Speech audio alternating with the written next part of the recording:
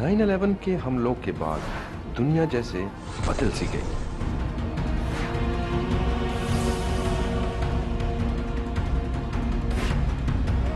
امریکہ نے افغانستان پر حملہ کر دیا اور اس جنگ میں امریکہ کا ساتھ دینے پر افغان پاکستان پر حملہ آور ہو گئے۔ اس وقت دنیا کی بیشتر اسلامی جہادی تنظیمیں امریکہ اور دیگر مغربی طاقتوں کے خلاف جنگ میں مصروف ہیں۔ دنیا مسلمانوں پر دہشت گردی کا الزام لگا رہی ہے، جبکہ مسلمانوں کے بیشتر حلقوں کے مطابق اسلام سلامتی کا مذہب ہے۔ اب اگر تمام مسلمان دہشت گرد نہیں تو کیوں دہشت گردوں کی اکثریت مسلمان ہے؟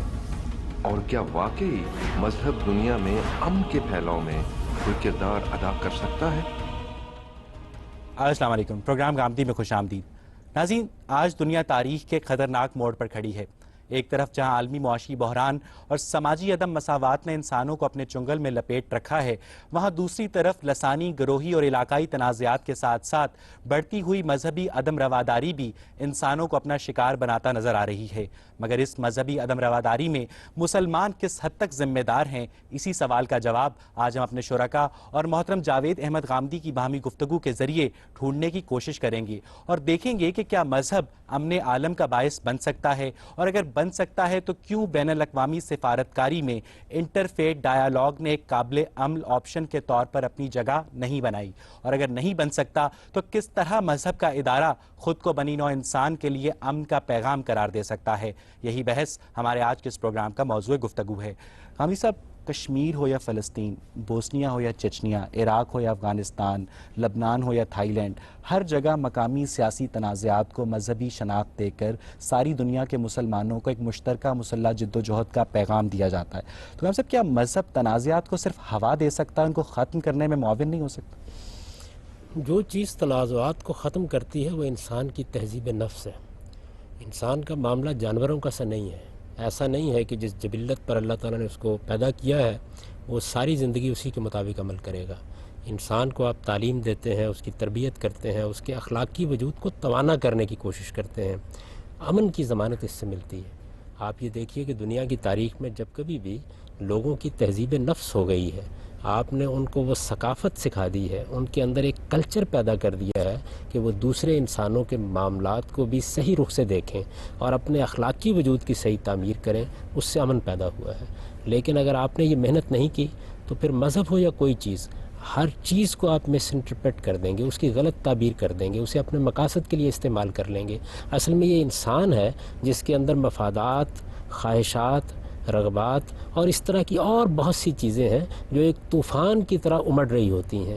ان کو اگر آپ بے لگام چھوڑ دیں اور ان کی تہذیب نہ کریں، ان کے اندر ایک ثقافت نہ پیدا کریں، ان کے اندر ایک کلچر کی آبیاری نہ کریں، تو یہ سب چیزیں ایک طوفان اور ایک سیلاب بن جاتی ہیں اور اس سیل بیکراں کو روکنا ممکن نہیں ہوتا۔ سوال یہ ہے کہ مذہب جس طرح تنازعات کو ہوا دیتا ہے کشمیر میں، فلسطین میں، بوسنیا میں، چچنیا میں، اسی طرح جو مذہب کا اجتماعی سطح پر ظہور ہے، جب بھی ہوتا ہے کانفلکٹ کریٹ ہوتا ہے دنیا میں، تو کیا اس سے بہتر حل یہ نہیں ہے کہ مذہب کا اجتماعی سطح پر ظہور عالمی معاملات میں اس سے گریز کیا جائے؟ ایسا نہیں ہے کہ مذہب ہوا دے رہا ہے، یعنی لوگوں کے مفادات ہوا دے رہے ہیں، لوگوں کی تہذیب نفس کی کمزوری ہوا دے رہی ہے، لوگوں کے سیاسی معاملات اور سیاسی معاملات سے ان کی وابستگی ہوا دینے کا باعث بنتی ہے۔ مذہب کو وہ اٹھا کے اس کے لیے استعمال کر لیتے ہیں، اور چونکہ مذہب ایک ایسی چیز ہے جس کے ساتھ لوگوں کی بڑی غیر معمولی وابستگی ہوتی ہے، جب مذہب کی بنیاد پر آپ بات کرتے ہیں تو انسان بسا اوقات اپنی عقل کو بھی معطل کر کے بیٹھ جاتا ہے۔ ایران کی جو حکومت ہے سرکاری سطح پر خفیہ طریقے سے حزب اللہ کی مدد، مالی مدد بھی کرتی ہے، انہیں اسلحہ بھی دیتی ہے اسرائیل کے خلاف، تو کیا آپ کے خیال میں درست ہے؟ اسلام میں اس کی اجازت نہیں ہے۔ اسلام میں جنگ آپ کبھی خفیہ طریقے سے نہیں کرتے۔ اسلامی قانون کی روح سے جب بھی آپ کو جنگ کرنی ہے علانیہ کرنی ہے۔ پوری جنگ کے وسائل نہ ہو تو پھر گوریلا جنگی کرنی پڑے گی نا، اور وہ خفیہ ہوگی۔ اگر آپ کے پاس پوری جنگ کے وسائل نہیں ہیں تو ازراہ کرم دنیا کا امن برباد نہ کریں، پھر آپ پرامن ذرائع سے جد و جہد کریں، سیاسی ذرائع اختیار کریں، دنیا کے اخلاقی وجود کو آواز دیں، پھر آپ کو یہ طریقے اختیار کرنے چاہیے۔ آپ اسلام کا نام لیتے ہیں اور اسلام کے اخلاقیات کی پابندی کرنے کے لیے تیار نہیں ہیں۔ اسلام میں جہاد کا حکم کسی فرد کو نہیں دیا گیا، کسی گروہ کو نہیں دیا گیا، کسی جماعت کو نہیں دیا گیا، مسلمانوں کو بحیثیت جماعت حکم دیا گیا ہے۔ آپ نے یہ فرمایا کہ مسلمان اس پر تو متفق جماعت ہے۔ کیا ریاست؟ دیکھیے بات یہ ریاست تو اس کا ظہور ہے نا، یعنی مسلمان ایک قوم ہے، ایک پوری کی پوری قوم کی حیثیت سے ان کی کوئی ریاست وجود میں ریاست آئے کو گی۔ جہاد کی اجازت دے دیتے ہیں اس کی پارلیمنٹ کو، جیسے ریاست کوئی الہامی مقدس ادارہ ہے۔ ریاست آپ کو پتہ ہے کوئی الہامی مقدس ادارہ نہیں ہے، بلکہ حالات کے جبر کے تحت قائم ہوتی ہے، تو کس طرح ہم اس کو وہ اختیار دے سکتے ہیں جو مسلمانوں کی جماعت کے پاس ہونا چاہیے؟ دیکھیے بات یہ ہے کہ ریاست اگر مسلمانوں کی رائے سے قائم ہوئی ہے، اس میں ان کی پارلیمنٹ ایسی موجود کوئی ریاست آج تک تو قائم نہیں ہوئی ہم سے، دیکھیے اس بات کا یہ ہے مطلب کہ آج تک کوئی کبھی بھی جہاد نہیں ہوا۔ اس وقت پاکستان کی ریاست میں تو کچھ نہ کچھ برا بلا جمہوری نظام مسلمانوں کی رائے سے پاکستان قائم نہیں ہوا تھا ہم سے۔ کیوں اور کس کی رائے سے قائم ہوا تھا؟ مسلمانوں نے جدوجہد کی، قائد اعظم کی قیادت میں جدوجہد کی، علامہ دوسری اقبال کی جنگ رہنمائی عظیم میں کے بعد جدوجہد ساری کی۔ جو امپیریل پارٹس تھیں اپنی نو آبادیات کو چھوڑ رہی تھیں، انہوں نے پاکستان کو بھی چھوڑ دیا۔ یہ اسباب اور وجوہ بے شمار ہوتے ہیں، کوئی چیز بھی اس دنیا میں تنہا ایک چیز سے حاصل نہیں ہوتی۔ جدوجہد بھی اس وقت کامیاب ہوتی ہے اور بارآور ہوتی ہے جب اس کے لیے تاریخی اسباب پیدا ہو جاتے ہیں۔ وہ تاریخی اسباب پیدا ہو گئے، لیکن اگر مسلمانوں نے جدوجہد نہ کی ہوتی تو تاخیر ہو جاتی۔ بات یہ ہے کہ سری لنکا میں جو تامل ٹائیگرز ہیں وہ سری لنکن حکومت کے خلاف لڑ رہے ہیں۔ ناردرن آئرلینڈ میں Irish republic army United kingdom کی گورنمنٹ کے خلاف لڑتی رہی۔ پوری دنیا میں کسی بھی تامل نے ان تامل ٹائیگرز کی اس طرح مدد نہیں کی، پوری دنیا میں اس طرح آئرش ریپبلکن آرمی کی عیسائیوں نے مدد نہیں کی، جس طرح جہاں مسلمان لڑ رہے ہیں ان کی مذہب اہل اسلام کرتے ہیں۔ اس کی وجہ یہ ہے کہ اس وجہ سے مسلمانوں میں پوچھ رہا ہوں کہ مذہب فلیش پوائنٹ بنتا ہے؟ دیکھیے اس کی وجہ یہ ہے کہ مسلمانوں کے ہاں مذہب ایک زندہ حقیقت ہے۔ مسلمان مذہب سے جو وابستگی رکھتے ہیں، بہت عرصہ ہوا کہ مذہب وہ حیثیت کھو چکا ہے دنیا کے اندر، مسلمانوں کا اب بھی یہ وہ تو ایک موجود ہے۔ ریلیجس سپیریورٹی کمپلیکس نہیں ہے ویسے کہ ہمارا یہ مذہب ایک سب امر سے واقعہ کا بیان ہم ہے۔ سب سے زیادہ اپنے مذہب پر عمل کرنے والے نہیں، یہ یوں نہیں ہے، مذہب پر عمل کرنا ایک الگ چیز ہے اور مذہب کا ایک زندہ حقیقت کے طور پر معاشرے پہ اثر انداز ہونا ایک دوسری چیز ہے۔ عیسائی بھی، مسیحی بھی اپنے مذہب پر عمل کرتے ہیں، ہندو بھی اپنے مذہب پر عمل کرتے ہیں، لیکن اس کا ایک معاشرتی اور سیاسی حقیقت بن جانا۔ تسلیم کیا جائے تو آج 21ویں صدی میں مسلمانوں کی لڑائی، آپ کے خیال میں مسلمان اس وقت سب سے زیادہ اپنے مذہب پر کاربند ہیں، تو مسلمانوں کی لڑائی عیسائیوں کے ساتھ ہے، مسلمانوں کی لڑائی یہودیوں کے ساتھ ہے، مسلمانوں کی لڑائی ہندوؤں کے ساتھ ہے، اور مسلمانوں ہی کی لڑائی اپنے ہی اقلیتی فرقوں کے خلاف ہے۔ تو آپ کے خیال میں ایسی کیا وجہ ہے؟ کیا یہ جہاد کی خود ساختہ تعبیریں ہیں جو مسلمانوں کو پرابلم چائلڈ بنا رہی ہیں؟ دیکھیے آپ نے میری بات کو ایک دوسرا رخ دے دیا کہ میں یہ کہہ رہا ہوں کہ مسلمان اپنے مذہب پر سب سے زیادہ کاربند ہے۔ میں نے یہ نہیں کہا، میں نے جو بات عرض کی ہے وہ یہ ہے کہ مسلمانوں کے ہاں مذہب ایک زندہ حقیقت ہے، یعنی وہ ان کے معاشرے میں، ان کی فکر میں، ان کی گفتگوؤں میں، ان کی باتوں میں، ان کے علمی کام میں بہت نمایاں ہوتا ہے۔ ہم سے اگر مذہب مسلمانوں کے ایک زندہ حقیقت ہوتا تو وہ اس طرح چور بازاری کرتے، اس طرح ملاوٹ کرتے، اس طرح کم تولتے؟ یہ تو کاربند ہونے کا پہلو ہوا نا، میں نے تو اس لیے اس کی زندہ نفی کر دی حقیقت سے ہے۔ کیا مراد ہے؟ زندہ حقیقت کا مطلب یہ ہوتا ہے کہ مذہب ان کے ہاں زیر بحث رہتا ہے، مذہب ان کے ہاں فکری سطح زیر پر، علمی بحث سطح رہتا ہے، زیر عمل نہیں رہتا؟ پر۔ ظاہر بات ہے اگر زیر عمل ہوتا تو صورتحال یہ نہ تو ہوتی۔ کیا آج مسلمان واقعی دنیا میں ایک پرابلم چائلڈ کا کردار ادا کر رہے ہیں؟ یہ بات یہ ہے کہ دنیا نے بہت سے مسائل خود بھی پیدا کر رکھے ہوئے ہیں۔ سوال یہ ہے کہ اگر اسرائیل کا وجود اتنا ناجائز نہ ہوتا، اس طریقے سے فلسطین کے علاقے میں ایک حکومت قائم کرنے کی دنیا جدوجہد نہ کرتی، پوری دنیا اسرائیل کو ایک حقیقت کے طور پر منوانے کے لیے نہ تل کھڑی ہوتی، تو رد عمل بھی اتنا شدید نہ ہوتا۔ اسرائیل پر میں آپ کا آرگیومنٹ تسلیم کر لیتا ہوں، باقی علاقوں میں؟ باقی علاقوں میں کیا ہے؟ کشمیر تھائی میں لینڈ بھی یہی میں، صورتحال لبنان میں، ہے۔ دیکھیے بوسنیا کشمیر میں، کے معاملے میں بھی، کشمیر کے معاملے کو ذرا تھوڑی دیر کے لیے دیکھ لینا، ایک سادہ اخلاقی اصول تو یہ ہے کہ کشمیر کے لوگوں سے پوچھ لیا جائے، لیکن دنیا اس سادہ اخلاقی اصول کی پشت پر اس طرح کھڑی ہونے کے لیے تیار نہیں ہوئی جس طرح کہ اس کو ہونا چاہیے۔ اب اس کا نتیجہ کیا؟ اس کا نتیجہ یہ کہ اس کا بھی رد عمل پیدا ہوگا۔ ہم سب یہاں سے گفتگو کا سلسلہ آگے بڑھائیں گے، لیکن ناظرین اس سے پہلے وقت ہوا ایک بریک کا، حاضر ہوتے ہیں بریک کے بعد۔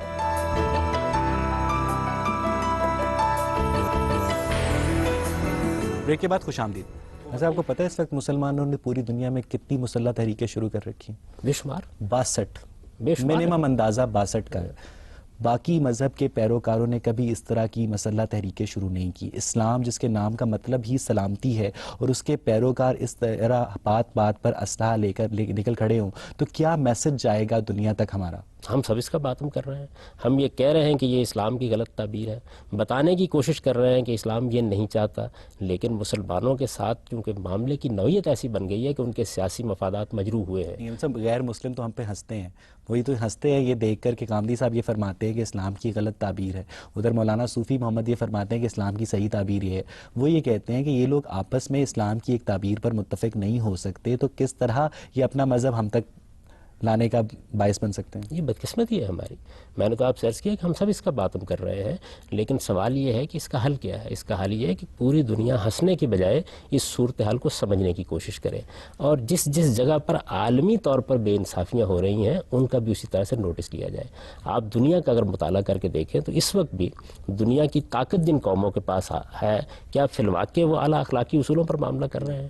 تو میں یہ کہتا ہوں کہ آپ مذہب کو بار بار کیوں زیر بحث لاتے ہیں؟ اصل چیز یہ ہے کہ تہذیب نفس ہونی چاہیے. آپ کے خیال میں to cut the long story short, مذہب دنیا میں امن کا باعث بھی بن سکتا ہے اور جنگ کا باعث بھی بن سکتا ہے؟ دیکھیے، مذہب تو ایک ایسی حقیقت ہے کہ آپ اس کو صحیح طریقے سے دیکھیں گے تو وہ دنیا کے اندر تہذیب نفس کا ذریعہ بنے گا. اور اگر آپ اس کس کو کی تہذیب نفس؟ اپنے مذہب کے پیروکاروں کی، ساری انسانیت کی؟ ساری انسانیت کی، اس لیے کہ مذہب تو ایک دعوت ہے پوری انسانیت کے لیے.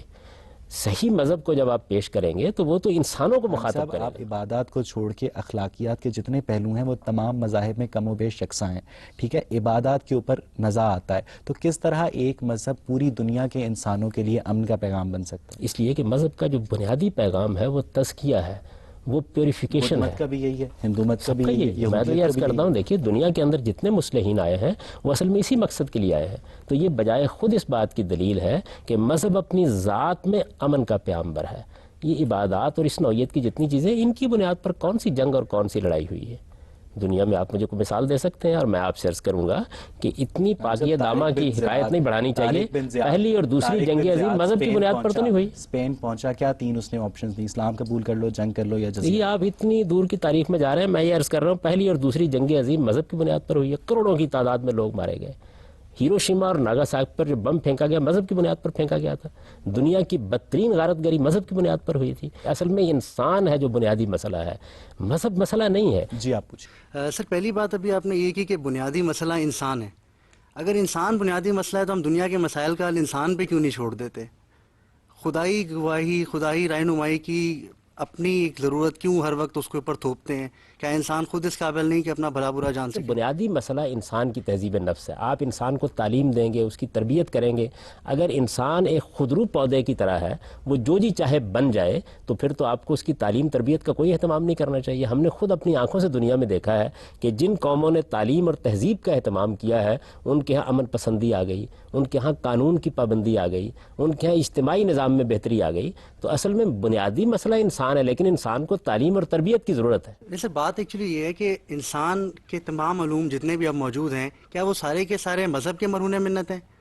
فلسفہ، منطق، بایولوجی، سوشولوجی، سو آن سو فورتھ، بہت سارے مسائل. ایسا کیوں؟ انسان نے خود سیکھے نا، خود بنائے. تو خدا کو بھی ہم انسان کو خود کیوں نہیں جاننے دیتے؟ کیا ضروری ہے کہ ہم بتائیں اسلام کا خدا یہ، ہندو کا خدا یہ، عیسائی کا خدا یہ، یہودی کا خدا یہ، اور پھر ایک مسئلہ خدا کا جنریٹ کر دیں؟ نہیں، اللہ تعالیٰ کو بھی انسان خود ہی جانتا ہے، اور اللہ تعالیٰ کا شعور انسان کے اندر ودیت کیا گیا ہے. وہ خیر و شر کو بھی خود ہی جانتا ہے. چند معاملات ایسے ہیں جن کی تعین میں غلطی ہوتی ہے. مثال کے طور پر دیکھیے کہ دنیا میں کم و بیش 4000 سال کی تاریخ شرک کی تاریخ ہے. اس کی اصلاح کرنے کے لیے انبیاء علیہ السلام کو تعلیم دینا پڑی. اسی طرح اخلاقی حدود میں تجاوز ہو جاتا ہے، رہبانیت پیدا ہو گئی. انسان نے خدا کے ساتھ اپنے تعلق کی بنیاد پر پوری تہذیب کی نفی کر دی، تو انبیاء علیہ السلام کو آ کے توازن پیدا کرنا پڑا. اصل میں انسان جب سیکھتا ہے، آگے بڑھتا ہے، تو غلطیاں کرتا ہے، اور بعض غلطیاں ایسی ہیں جو اس کی پوری شخصیت کا احاطہ کرتی ہیں. مسئلہ یہ نا کہ توازن صرف انبیاء تک محدود نہیں نہ رہا. انبیاء کے بعد فردر جو ان کے نام لیوا آئے اور ان کے مقتدی کہلانے کے حقدار ٹھہرے، انہوں نے بھی توازن پیدا کرنے کی کوشش شروع کر دی. اور جب ان کو مذہب نے اجازت دے دی کہ ٹھیک ہے جی آپ ٹھیکیداروں کے طور پہ کام کر سکتے ہیں، تو وہ کیے جا رہے ہیں. مذہب نے کہا اجازت تو دیتا ہے بہرحال. مذہب نے تو یہ اجازت نہیں دی. مذہب تو اپنے پیغمبر کو مخاطب کر کے یہ کہتا ہے کہ انما انت مذکر لست علیہم بمسیطر. آپ تعلیم دینے والے ہیں، آپ لوگوں کو نصیحت کرنے والے ہیں، آپ داروغہ نہیں ہیں. اگر دنیا کی آبادی اربوں میں ہے تو آپ کس کو یہ سمجھاتے پھریں گے کہ مذہب نے اجازت دی اور یہ نہیں دی؟ تھوڑی دیر کے لیے ہم ایکسیپٹ کیوں نہیں کر لیتے کہ یار مذہب فی الحال یہ دنیا ہی اس قابل نہیں کہ مذہب اس پہ لایا جائے؟ چھوڑ دیں دنیا کو. انہیں ذرا ایک پری میچور، ہم پہلی کلاس کے بچے کو پی ایچ ڈی کا سلیبس کیوں پڑھانا چاہتے ہیں؟ دنیا کو گرو کر لینے دیں. شاید کسی زمانے میں انسان خود سمجھ جائے کہ یار مذہب میں صحیح کیا اور غلط کیا. ابھی تو جو آپ کا صحیح ہے وہ میرا صحیح نہیں ہے. دنیا کو چنگیزیت کے حوالے کر دیا جائے، اسے اخلاق نہ سکھایا جائے. پھر دنیا کو کسی طرف تو چھوڑے نا. اسے یہ نہ بتایا جائے کہ تمہیں پورا تولنا ہے، تمہیں جھوٹ نہیں بولنا، تمہیں بددیانتی نہیں کرنی، تمہیں اخلاقی حدود کی پیروی کرنی ہے. مذہب کے علاوہ بھی دنیا کو پتہ لگ گئی ہیں. آپ نے غالباً فلسفے کی تاریخ نہیں پڑھی. اس میں تو یہ ماننے سے انسان انکار کر رہا ہے کہ ان اقدار اور ویلیوز کی کوئی بنیادی حقیقت ہے. انسان نے تو آہستہ آہستہ اپنے فکر سے یہ فلسفہ تراش کیا ہے کہ یہ سب چیزیں مفادات سے پیدا ہوتی ہیں. جبرن بنوائیں گے.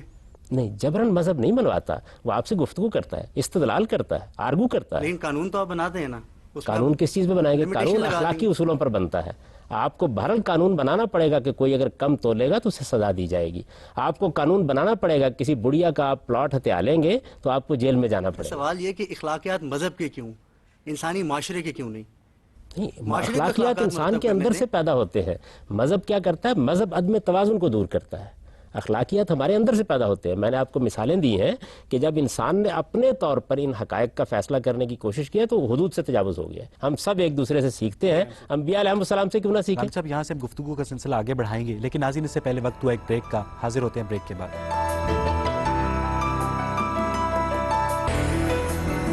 بریک کے بعد خوش آمدید. جی آپ پوچھئے. پاکستان ایک اسٹیٹ ہے، بوگس کانسٹیٹیوشن ہے ہمارا. اس کے اندر کانسٹیٹیوشن شروع اس سے ہوتا ہے کہ all power rest with Allah, but power has been granted to the government of Pakistan. اس کا مطلب ہے کہ زرداری اٹھ کے آ جائے، کوئی بھی اٹھ کے آ جائے، جو وہ کام کرتا ہے وہ اللہ کے نام پہ پڑھتے ہیں legally. So you can't blame Zardari, you have to blame God then technically due to the constitution. Pakistan کا پورا آئین آپ نے پڑھا ہے؟ پاکستان جہاں کے سے آئین شروع میں ہوتا کیا ہے وہی صرف یہ غلط ہے، چند میں سطریں تو لکھی ہوئی آگے ہیں؟ کی. پاکستان کا آئین اس کے بعد بتاتا ہے کہ اس کے صدر مملکت کو کن حدود میں کام کرنا ہے، وہ یہ بتاتا ہے اس کے وزیر اعظم کو کن حدود میں کام کرنا ہے. پاکستان میں جو آئین قوم نے بنایا تھا، اے کاش آپ اسے چلنے دیتے اور پھر آپ دیکھتے کہ پاکستان کے اندر کتنا اچھا معاشرہ وجود میں آتا. یہ کانسٹیٹیوشن آپ جانتے ہیں کس شخص نے بنایا تھا؟ یہ ذوالفقار علی بھٹو صاحب نے بنایا تھا. آپ جانتے ہیں کہ اس میں ملک بھر کے تمام بڑے لیڈر شریک ہوئے تھے. یہ وہ کانسٹیٹیوشن ہے کہ جو ہمارے پاس اس وقت سب سے بڑی متفق علیہ دستاویز تھی. اس کے بعد اگر دوسری کوئی دستاویز ہے تو وہ ہمارا میثاق جمہوریت ہے. یہ دو دستاویزات اس قوم کے وجود اندر سے وجود پذیر ہوئی ہیں، یہ کسی عامر کی دی ہوئی نہیں. بات یہ ہے کہ آپ فرما رہے ہیں کہ پاکستان کا موجودہ آئین جو 1973 کا آئین ہے اپنی اصل شکل میں ذوالفقار علی بھٹو نے بنایا تھا.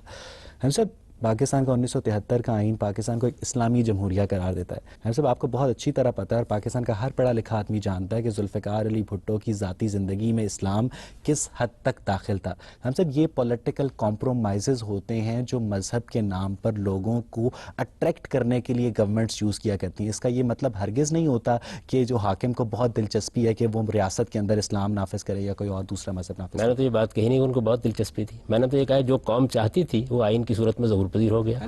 جتنے قوم کے لیڈر تھے، جتنے رہنما تھے، قوم نے کبھی مذہبی جماعتوں کو اکثریت دی؟ کبھی نہیں دی. یہ بات یہ مذہبی جماعتوں کو اکثریت دینا ایک اور چیز ہے اور مذہب کے بارے میں اپنے نقطہ نظر کا اظہار کرنا ایک اور چیز ہے. آپ ابھی ریفرنڈم کرا کے دیکھ لیں، ابھی کرایا گیا، آپ کے جیو کی طرف سے کرایا گیا، معلوم ہوا پاکستان کے 81% لوگ یہ چاہتے ہیں کہ یہاں اللہ کی شریعت ہونی چاہیے. تو عوام جو بات چاہتے کیسے ہیں ہونے چاہیے اس پر کوئی متفق نہیں ہوگا. اس کے اوپر لوگوں کی تربیت کریں.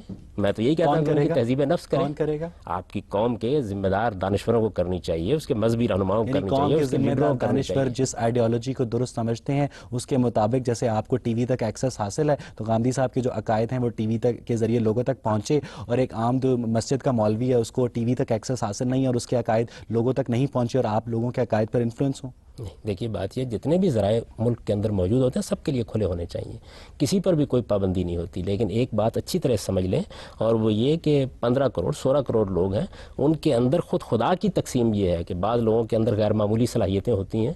وہ سیاسی لحاظ سے، وہ معاشرتی لحاظ سے، وہ تہذیبی لحاظ سے، وہ فکری لحاظ سے ڈومینیٹ کرتے ہیں. بات یہ کہ چین، South Korea, Malaysia, Hong Kong, یہ سارے ملک دیکھتے دیکھتے پاکستانی عوام کی نظروں کے سامنے اقتصادی قوت بن کر ابھرے.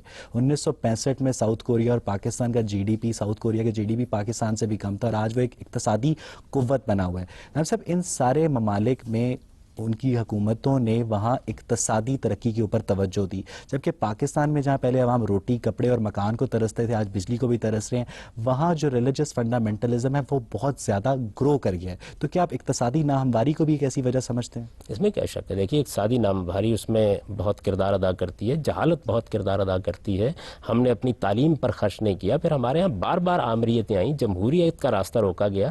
یہ بے شمار عوامل ہیں جنہوں نے ہمیں اس مقام تک پہنچا دیا ہے. تو اس کا یہ طریقہ نہیں ہے کہ آپ سارے کے سارے لوگوں کو یہ کہیں کہ تم بھاڑ میں جاؤ، ہم اس ملک کے بارے میں یہ فیصلہ کرنے والے ہیں. بہرحال فیصلہ عوامی کو کرنا ہے. عوام کو آپ جتنی تربیت دیں گے، جتنی تعلیم دیں گے، جتنے ان کے شعور کو بہتر کریں گے، بہتر افکار کا اور بہتر کردار کا ظہور ہو جائے گا. جی آپ ہم یہ سمجھتے ہیں اور ہمیں شروع سے یہ سکھایا گیا ہے کہ اسلام ہی ہے جو تہذیب نفس کرے گا. تو جب ہم اسلام پہ ہی کلیئر نہیں ہے کہ دراصل اسلام کون سا ہے، وہ جو دیوبند کہہ رہا ہے، وہ جو شیعہ کہہ رہا ہے، وہ جو وہابی کہہ رہا ہے، تو ہم کون سے والے اسلام کو اپنی تہذیب نفس کی بنیاد بنائیں گے؟ اور تہذیب نفس کی بنیاد بنانے کا ہم انتظار کریں گے جب تک جنگ ہے تب تک جہاد بھی ہے، ہمیں یہ ماننا پڑے گا. اور جہاد کا صرف آپ نے کہا کہ جب تک ہمارے پاس کوئی حربی قوت نہیں ہوگی تب تک ہم جہاد کرنا خودکشی کرنے کے مترادف ہے. ہمارے پاس حربی قوت آئے گی ہی نہیں کیونکہ ہم انہی ڈسکشنز میں بیزی رہیں گے. حربی قوت کہاں سے آئے گی؟ تو ہم آواز بھی نہیں اٹھائیں گے. اس کی ضرورت کیوں ہے کہ آپ پہلے مرحلے پر حربی قوت پیدا کر کے لوگوں کے خلاف اعلان جنگ کر دیں؟ دنیا کے اندر بہت سے کام آپ استدلال سے، آپ دعوت سے، آپ تبلیغ سے، آپ تعلیم سے حاصل کرتے ہیں. دنیا میں اس وقت سیاسی جدوجہد کے بہت سے راستے کھول دیے گئے ہیں. آپ اپنا مقدمہ دنیا کے سامنے پیش کریں، اعلیٰ اخلاقیات کی بنیاد پر دنیا کے ضمیر کو پہلا آواز دیں. مرحلہ اس وقت تک تھا جب تک اسلام دوسرے مذاہب کے مابین ٹیبلز تک محدود تھا اور اسے ڈسکشن کیا جا رہا تھا. اس وقت تک جب تک تلوار نہیں اٹھائی گئی تھی. اب جب کہ تلوار اٹھا لی گئی ہے تو اب یہ بات یہ ہے کہ کنہوں نے تلوار اٹھائی ہے؟ تلوار بھی مسلمانوں ہی میں کچھ لوگ ہیں جنہوں نے اٹھائی ہے. ان کو بھی آپ کو اسلامی کی دعوت دینی پڑے گی. اگر آپ ان کے سامنے اسلام کی صحیح تصویر رکھیں گے اور ان کو بتائیں گے کہ تم جن مقدمات پر کھڑے ہو اس میں یہاں غلطی ہے، یہاں تم نے مذہب کو مس انٹرپریٹ کیا ہے، یہاں تم قرآن مجید کو غلط سمجھے ہو، یہاں تم پیغمبر کے ارشاد کو غلط سمجھے ہو، وہ تبھی آپ کی بات مانیں گے. آپ کے پاس کوئی راستہ اس کے سوا نہیں ہے کہ آپ اپنی قوم کو ایجوکیٹ کریں. فرما رہے ہیں کہ مسلمانوں کو جب تک ایک خاص حربی قوت حاصل نہ ہو جائے دنیا میں جنگ سے یا جہاد سے گریز کرنا چاہیے. ہم سب آپ کی اس بات کو اگر درست تسلیم کر لیا جائے تو آج دنیا میں اگر کوئی بھی جہادی، فرض کریں سارے جہادی آپ کو اس وقت ٹی وی پہ دیکھ رہے ہیں، تو ان سب کو اپنی بندوقیں پھینک دینی چاہیے اور اگلے 50 سال تک تو کم از کم کوئی جہاد نہیں ہو سکتا. یعنی میں یہ سمجھتا ہوں کہ ان کو بندوقیں پھیلوا کے پھینک دینی چاہیے اور اصل مسئلے کا تجزیہ کرنا جو چاہیے. ہلکے ہیں آپ کے اوپر یہودی ہونے کا، ایجنٹ ہونے کا الزام میری گزارش سن لیجیے. میں اس ملت کے ساتھ محبت رکھتا ہوں. میں جانتا ہوں کہ یہ خودکشی کر رہی ہے. مجھے معلوم ہے کہ اس وقت اس کو کیا کرنا چاہیے. یہ شکست کھا گئی ہے علم کے میدان میں اور یہ ایک دوسرے میدان میں لڑکے برتری حاصل کرنے کی کوشش کر رہی ہے. اس کو علم کو اپنا موضوع بنانا چاہیے. جب تک آپ علم کو اپنا موضوع نہیں بنائیں گے، دنیا پر اس وقت علم حکومت کر رہا ہے. آپ علم کا مقابلہ ہتھیاروں سے نہیں کر سکتے. یعنی آپ ایک میری رائے ہے، دیں گے، آپ اسرائیل کو اجازت دیں گے، آپ ہندوستان کو اجازت دیں گے کہ وہ مسلمانوں پر چڑھ دوڑے، مسلمانوں پر حملہ کرے اور ہم جواب میں کہیں کہ ہم تو کیمسٹری پڑھ رہے ہیں، ہم تو فزکس پڑھ رہے ہیں، ہم لڑیں گے نہیں بھائی؟ دیکھیے یہ آپ ایک ایسی بات کر رہے ہیں، کون چڑھ دوڑے گا؟ دنیا کے اندر کچھ تبدیلیاں آ چکی ہوئی ہیں. عراق نے کوئی اقدامات نہیں کیے تھے. صدام حسین صاحب نے کوئی اقدامات نہیں کیے تھے. پہلے انہوں نے چڑھ دوڑنے کا اقدام کیا تھا، پھر دنیا کو موقع دیا اس بات کا. میں یہ گزارش کر رہا ہوں کہ جب کوئی فی الواقع ہم پر چڑھ دوڑے گا تو پھر لڑ لیں گے. پہلا مرحلہ یہ ہے کہ ہمیں امن چاہیے. ہم سب یہاں سے گفتگو کا سلسلہ آگے بڑھائیں گے، لیکن ناظرین اس سے پہلے وقت ہوا ایک بریک کا. حاضر ہوتے ہیں بریک کے بعد.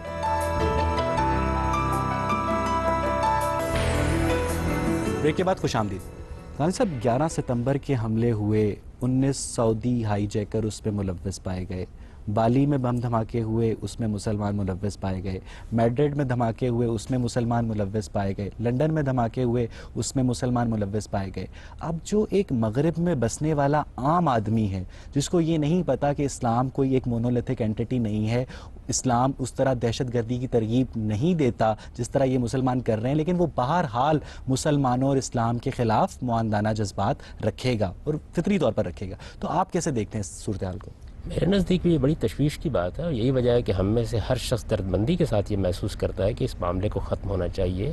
ہمیں اپنے بھائیوں کو سمجھانا چاہیے کہ اس وقت انہیں کیا لایا عمل اختیار کرنا ہے. اس میں جو غلطی ہو رہی ہے اس غلطی پر انہیں متنبع کرنا چاہیے. سارے مسلمان اس میں لگے ہوئے ہیں، مسلمانوں کے علماء، مسلمانوں کے دانشور، مسلمانوں کے مذہبی مفکر، سب اس غلطی کو واضح کرنے کی کوشش کر رہے ہیں. دنیا بھر میں کر رہے ہیں، امریکہ میں کر رہے ہیں، یورپ کے ممالک میں کر رہے ہیں.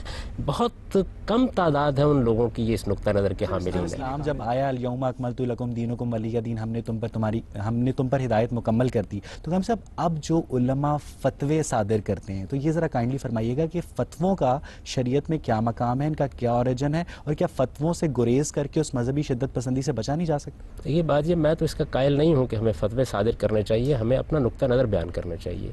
یہ بھی تہذیب نفسی کا مسئلہ ہے. اگر آپ لوگوں کی تہذیب نفس کر کے ان کے حدود کا ان کو احساس، یہ آپ نے ایک اور بم پھاڑ دیا. 1430 سالوں سے علماء جو فتوے صادر کرتے آ رہے ہیں، آپ نے ان سب کی نفی کر دی. میرے نزدیک تو جو ہمیں تعلیم اللہ تعالیٰ نے دی ہے وہ یہ ہے کہ ہم ایک متوازی جگہ پر کھڑے ہوں. کبھی فتویٰ دینے کا طریقہ اختیار نہ کریں بلکہ ہم اپنی رائے بیان یعنی آپ کریں. ہم فتوے کو انسان ہیں. شریعت سے متصادم سمجھتے ہیں؟ نہیں، میرے نزدیک دیکھیے بات یہ ہے کہ انسان کا یہ کام ہی نہیں ہے کہ وہ اس جگہ تک چلا جائے. یہ اللہ اور اللہ کے یعنی پیغمبر کسی کا کام انسان کو یہ حق حاصل نہیں ہے کہ وہ دوسرے انسان کو کافر قرار دے، اس کے خلاف جنگ کا اعلان کرے؟ ہرگز نہیں. اس کا حق یعنی کسی طرح کسی عالم کو بھی یہ حق حاصل نہیں ہے کہ وہ کسی دوسرے عالم کے خلاف یا کسی دوسرے مسلمان کے خلاف فتویٰ دے؟ اس کا کام صرف یہ ہے کہ وہ اپنی رائے. یعنی آپ فتوے سے مکمل طور پر انکار کریں؟ میں تو کبھی نہ دیتا ہوں نہ اس کو پسند کرتا ہوں. یہ کام تو اللہ کے پیغمبر کا ہے کہ وہ ورڈک دیں کسی معاملے میں. جی آپ پوچھیں. جب اسرائیل نے قبضہ کیا تو وہاں پہ کون سی جو ہے تحریک چل رہی تھی کہ جس کی وجہ سے اسرائیل کو وہاں پہ قبضہ کرنا پڑا اسلام کے اگینسٹ، اور وہ حربی قوت کا کیا پیمانہ ہے کہ جو آ جائے گا تو اس کے بعد ہم ڈیفائن کریں گے کہ اب جہاد واجب ہو گیا ہے؟ آپ اعلیٰ اسلحہ بنانے کی پوزیشن میں نہیں ہیں. آپ امریکہ سے اسلحہ خریدتے ہیں، آپ یورپی ممالک سے اسلحہ خریدتے ہیں، بہت زور لگا کے آپ نے ایک آدھ ایٹم بم بنا لیا ہے. دنیا کے اندر اس وقت جو اسلحہ موجود ہے اور جس درجے کی ٹیکنالوجی ہے، کیا اس کو جاننے کے لیے آپ کو مجھ سے کچھ پوچھنے کی ضرورت ہے؟ مجھے اجازت دیجیے میں آپ کی بات کا جواب دے دوں. اسرائیل نے قبضہ نہیں کیا تھا وہاں پہ، دنیا کی بڑی طاقتوں نے اسرائیل کو وجود پذیر کیا ہے. پھر اس کے بعد اقوام متحدہ نے اس کے وجود کی تصویب کی ہے. سر آپ یہ سارا عمل کو اس نام طریقے سے دے رہے ہیں، گزرا ہے. آپ ان کے قبضے کو اس چیز کا نام دے رہے ہیں وجود کا. ان فیکٹ جو بات ہے کہ یہ چیز اسرائیل نے جو حقیقت کے طور پر آ گئی. دیکھیے میرے نزدیک وہ غلط ہوا، آپ کے نزدیک غلط ہوا، لیکن دنیا میں جن کے پاس طاقت تھی انہوں نے فیصلہ کر دیا. اب ہمیں یہ دیکھنا ہے کہ ہم کیا رویہ اختیار کریں جس کے نتیجے میں اپنے آپ کو کسی تباہی میں نہ ڈالیں، اپنا موقف بھی دنیا کے سامنے پیش کریں، اس موقف پر دنیا کو قائل بھی کریں. آپ کے پاس لیکن طاقت دیکھیں ہے. کہ آپ جس طرح کہہ رہے ہیں کہ مطلب ہر اتنا اسلحہ موجود ہے. جہاد مجاہدہ کا نام ہے، جہاد جد و جہد کا نام ہے، جہاد جنگ جیتنے کا نام نہیں ہے، جہاد کوشش کا نام ہے. آپ جہاد میں قتل نہیں کرتے ہیں بلکہ ایک مقصد کو اٹین کر رہے ہوتے ہیں. یہ ایسا ہو ہی نہیں سکتا کہ ہم جو ہیں بہت زیادہ اگر اوپر چلے جائیں تو ہم اس وقت ہی جہاد سٹارٹ کریں. تو کیا اس وقت تک یہ ختم رہے گا؟ ان کی بات کو میں انڈورس کرتے ہوئے یہ بھی ایڈ کرتا چلوں کہ 313 جو مسلمان ہیں وہ جنگ بدر میں کفار کے سامنے کھڑے ہوئے.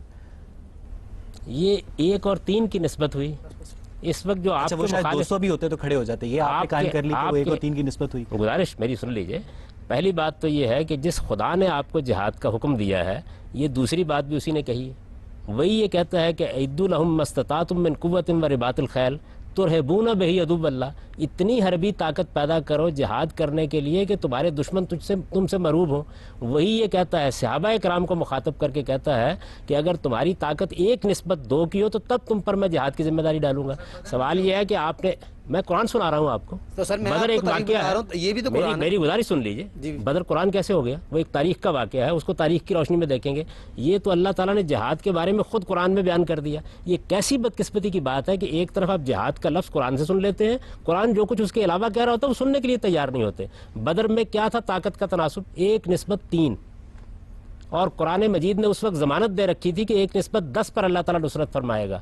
1:3. آج دنیا کی جن طاقتوں کے خلاف آپ لڑنے کے لیے نکل رہے ہیں، ذرا آج راہ کرم بتائیے مجھے تناسب کیا ہے؟ 1:100,000. سر اس کے بعد اس آپ وقت تو دیکھیں، نہ سر اسلحہ آپ میں آپ کو کا، اس کے نہ بعد جہاز آپ کے، نہ قوت آپ کی. آپ کے پاس تو اپنی قوم کو زندہ رکھنے کے لیے اقتصادی طور پر جو چیزیں چاہیے وہ بھی موجود نہیں ہیں. بتاتا ہوں. اس کے بعد جتنی جنگیں ہیں، آپ بدر کی بات کر رہے ہیں کہ بدر میں ہمیں وہ گارنٹی حاصل تھی کہ یہ فتح ہوگی. اس کے بعد کتنی جنگیں ہوئی ہیں اور وہاں پہ کتنی گارنٹیاں آپ کے پاس تھیں، یہ بھی تو ذرا کنسیڈر کریں نا. اور ہر جگہ آپ دیکھیں گے تمام جنگوں میں معذرت کے ساتھ احد کے میدان میں رسالت میں آپ اترے، اس کے بعد جو کچھ ہوا ہے دنیا کے اندر وہ انسان کر رہے تھے. اللہ کا پیغمبر جب تک دنیا میں موجود رہا ہے، جو قرآن مجید نے حدود مقرر کیے ہیں ان کے مطابق انہوں نے ہتھیار اٹھائے ہیں. سیدنا مسیح علیہ السلام کے بارے میں کیا رائے ہے؟ اللہ کے پیغمبر تھے اور رسالت میں آپ صلی اللہ علیہ وسلم سے پہلے آخری پیغمبر تھے. اس وقت آئے جب رومیوں کی حکومت قائم تھی، انہوں نے آ کر جب اپنی دعوت شروع کی ہے تو لوگ گلیاں بھر گئیں ان کے ساتھ محبت رکھنے والوں سے. لیکن انہوں نے یہ اقدامات نہیں کیے، لوگوں کو بتایا کہ کون سا وقت دعوت کا ہے، کون سا وقت تعلیم کا ہے. آتش نمرود میں ابراہیم کود پڑا تھا، آپ اس کی تعلیم نہیں دیتے؟ نہیں، وہ کبھی کود نہیں پڑے تھے. یہ شاعری ہے، اصل واقعہ اس سے بالکل مختلف ہے. لیکن مجھے پہلے اپنے سوال کا جواب دینے دیجیے.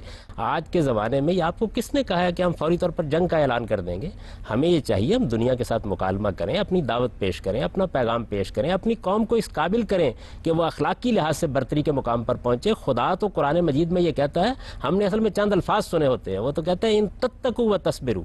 اگر تمہارے اندر صبر اور ثبات کی صلاحیت نہیں ہوگی اور تمہارے اندر تقویٰ نہیں ہوگا تو میں مدد نہیں کروں گا. جہاد کے حدود شرائط پہلے قرآن مجید سے معلوم کرنے چاہیے. میں آپ کو گنوا دیتا ہوں, آپ مجھے موقع دیں. ظلم کے خلاف ہوگا, عدوان کے خلاف ہوگا, فتنے کے خلاف ہوگا, فساد کے خلاف ہوگا. مسلمانوں کی جماعت اس کا فیصلہ کرے کشمیر میں, گی, فلسطین مسلمانوں میں, کی ریاست میں, فیصلہ کرے چچنیا گی. میں ظلم اور عدوان نہیں ہو رہا. ظلم و عدوان کے بعد فیصلہ کس نے کرنا ہے؟ فیصلہ اگر معاملہ پوری ملت کا ہے تو ملت اسلامیہ کرے گی. بلائیے نا آپ ملت کے تمام رہنماؤں کو, آپ کی تنظیمیں موجود آج ہیں. تک ساری ملت اسلامیہ نے مل کر کبھی کوئی جہاد کا فیصلہ کیا؟ یہ ملت مسلمان اسلامیہ اس پوزیشن میں بادشاہوں کی نہیں. سیاسی اقتدار کی مسلمان اس پوزیشن میں نہیں ہے. بات یہ ہے 1430 سال سے نہیں تھے. نہیں, جب مسلمان تھے اس پوزیشن میں تو دنیا بھر کے اندر سب کچھ کرتے رہتے تھے. ساری 1200 سال کی تاریخ بری پڑی. ایک مثال, بھائی 1200 سال کی تاریخ میں بے شمار مثال ہے, پوری تاریخ بری پڑی ہے. مسلمانوں نے جس چیز کو دیکھیے, اس کے اوپر آپ اعتراض یہ کریں گے ظلم تھا یا نہیں تھا.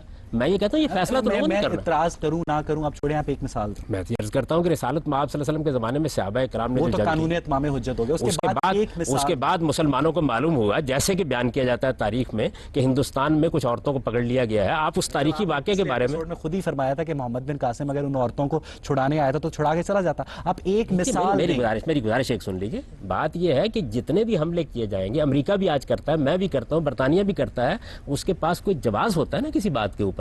آپ ایک جانب یہ کہتے ہیں کہ ہمیں جنگ کرنی ہے, میں یہ کہتا ہوں جنگ کس کے خلاف کرنی ہے؟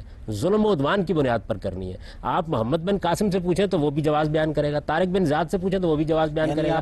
موصل پر آپ مجھے بات کرنے دیجیے, نہیں آپ مجھے گزارش کرنے دیجیے. آپ نے مجھے پوچھا نا واقعات بتائیے. موصل والوں کے خلاف آپ جنگ کی بات کریں گے تب بھی میں یہ بتاؤں گا کہ آپ کو اس وقت جو جنگ کرنے مسلمہ کا اجتماعی فیصلہ نہیں, مسلمانوں کا اجتماعی, مسلمانوں کی حکومت موجود تھی نا اس وقت, خلافت موجود تھی ان کی.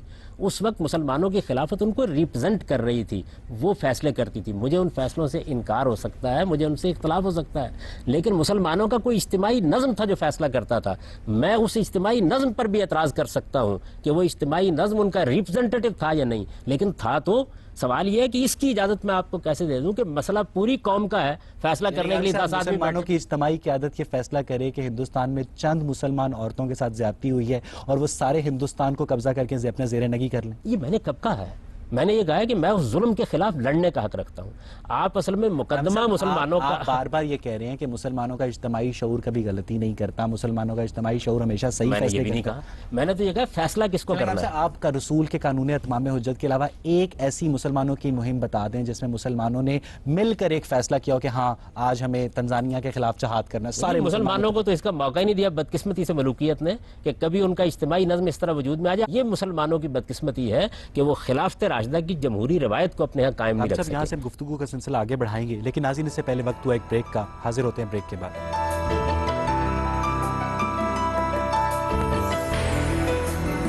بریک کے بعد خوش آمدید. جی آپ پوچھئے. آپ جن بنیادی قوانین کی بات کر رہے ہیں جو جہاد کے قرآن میں لکھے گئے ہیں اور جن پہ آپ کہہ رہے ہیں کوئی اختلاف نہیں ہو سکتا, تو اس کا مطلب ہے کہ پھر جو علم کے دروازے ہیں حضرت علی ان کو اس سے آگاہ نہیں تھے, حضرت عائشہ ان سے آگاہ نہیں تھی. یا انہوں نے کہیں باہر حملہ کرنے کے لیے کسی قانون کی خلاف ورزی کر دی تھی؟ مسلمانوں کی دو جماعتوں کے درمیان ایک سیاسی اختلاف ہوا. قرآن کے اندر کوئی جہاد کا قوانین ایسا نہیں ہے جو ایک مسلمان کو دوسرے مسلمان کو قتل کرنے کی اجازت دیتا ہے. اور دوسری بات, اگر وہ اشرا مبشرہ کے اندر دو ایسے شخص اس بات پہ اختلاف کرتے تھے تو ہم یہ کیسے ہو سکتا ہے کہ ہم کنسنسس ریچ کریں؟ نہیں دیکھیے, آپ دو الگ الگ باتیں کر رہے ہیں. ایک چیز یہ ہے کہ آپ نے دنیا میں کسی دوسری قوم کے خلاف کوئی اعلان جنگ کرنا ہے. میں یہ گزارش کر رہا ہوں وہ کس کو کرنا ہے. ہم نے اگر امریکہ کے خلاف جنگ کرنی ہے, ہندوستان کے خلاف جنگ کرنی ہے, ہم نے اسرائیل کے خلاف جنگ کرنی ہے, اس کا فیصلہ کون کرے گا؟ میں تو کہہ رہا ہوں کہ وہ تو دور کی بات ہے. جو مسلمان جو ہیں حضور کی ابھی وفات ہوئی ہے, ان کی قبر بھی ابھی کہتے ہیں ڈرائی نہیں ہوئی, اور مسلمان ایک دوسرے کو اشرا مبشرہ کے اندر سے اٹھ کے, یہ 10 وہ لوگ تھے جو پیورسٹ تھے اس ٹائم پہ اکارڈنگ ٹو دی قرآن. میں نے آپ کی بات سن لی, اب مجھے آپ اجازت دیں کہ میں اس کے اوپر تبصرہ کروں. بات پوری ایکسپلین کر لوں تو اگر وہ ایک ان بیسک قوانین پہ اگری نہیں کرتے تھے تو آپ یہ کیسے ایکسپیکٹ کر سکتے ہیں کہ میں آپ سے اگری کروں یا آپ سے کوئی کیا کہتے ہیں طالبان اگری کرے؟ اکثریت کی بنیاد پر فیصلے ہوں گے. اب مجھے جواب دینے دیجیے نا. مسلمانوں کا اگر ایک نظم اجتماعی ہوگا, اس کی پارلیمنٹ میں چیز زیر بحث آئے گی, اکثریت کی بنیاد پر فیصلہ ہوگا, وہ فیصلہ نافذ العمل ہو جائے گا. یہی طریقہ ہے. یہ بدقسمتی سے ادارہ مسلمانوں کے وجود میں نہیں آ سکا. پاکستان میں وجود میں آیا لیکن اس کو چلنے نہیں دیا گیا. اس کا نتیجہ یہ نکلتا ہے کہ پھر خانہ جنگی بھی ہوتی ہے، اور جب کوئی فیصلہ کرنے کے لیے آپ نے پرامن طریقہ نہیں چھوڑا تو پھر لوگ تلوار بھی نکالتے ہیں۔